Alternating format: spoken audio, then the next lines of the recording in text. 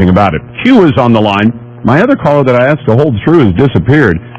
Q, welcome to the program, and I should tell people, Q, I'll give you a chance to mention your website, but Q is the man who, for more than a decade, has been serving as a volunteer to go to the funeral of every Northwest service member who dies in the line of duty and take photos and then give a lot of those photos to the family. And then only a certain number of them are then posted on IraqWarHeroes on the web. And Q, I can't thank you enough for doing that duty, but you called in about this outrage that the federal government has cut off payments to families of most recently of the 5 who died this past weekend in Afghanistan. Lars, your radio station would go broke in FCC fines if I was to totally express myself, but I'm totally outraged.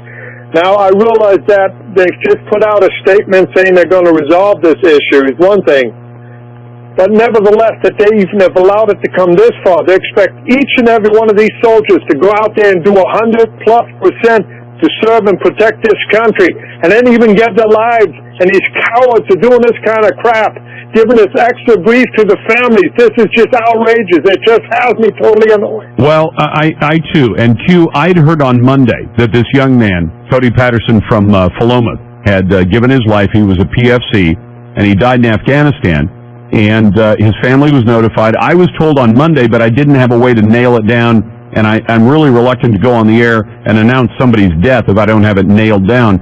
But now his family knows. Usually, the federal government will front up to $100,000 to the family of a service member who has given his or her life in the line of duty, and they do it within 3 days so the family can make funeral arrangements, travel, and all the other things that are required of a family. And the president's own spokesman came out this morning at a news conference and was saying, well, this isn't our fault. The president can't legally do anything about it. And as I understand, the resolution they've reached at this point is charities have agreed to provide the money in the short term so that these families can get to Dover, Delaware, where the bodies were brought back today, and also to be able to take care of the funeral arrangements for the family member who died in the line of duty. But that's not the way we should have resolved this. I just flat refuse to believe that a president who can sign his name to a piece of paper and legalize the status of 1.5 million American illegal aliens can't figure out a way to get a few $100,000 worth of services to the families of these service members. And as this government shutdown goes on, we're likely to see more examples of this. And I think it's shameful that this president says that he can do everything else. He can violate the law. He can make up new laws. He can chop off old, big parts of existing laws like Obamacare, but he can't move a few $100,000 around? That's ridiculous.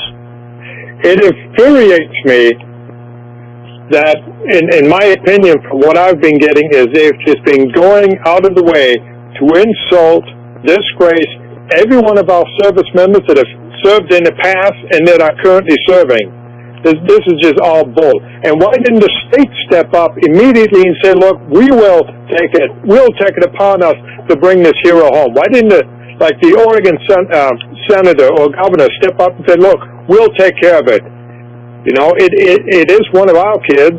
I think it would have been a nice thing for Governor John Kitzhaber to do, but they got $2,000 bicycles to buy. They got things they got to spend money on. Every crazy thing in the world, but not that. Q, you want to mention your website so people know where to look at those photos, because you really do take beautiful photographs, and it's a real service to the families and to the public. One of my main projects is IraqWarHeroes.org, and you'll see a list of over 6,941 men and women that gave their all serving our country. And if you click on the missions link right there, you can see some of the ones whose memorial services I attended and photographed brief for the families. So, they have something to, remember, and because families grieving, they don't see everything that's going on, and I try to capture it all for them. And then you capture that because while it's a sad memory, it's something that I think most families would like to have memorialized. I want to tell people, too, Q works so hard. He does this out of his own pocket. He does take donations because it costs a lot of gasoline money to drive around the Northwest to attend these funerals and the memorial services and all. He's literally a guy.